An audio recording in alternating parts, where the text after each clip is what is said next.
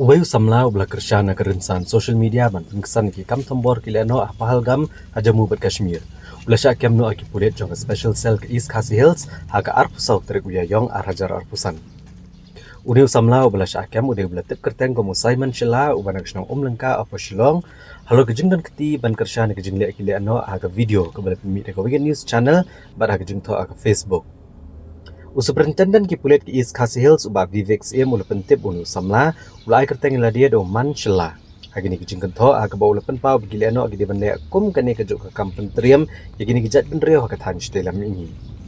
Ki pulet kila register mokot duma haga thanat lom ding jri bat pengat Simon hapo ki kendon jaga BNS.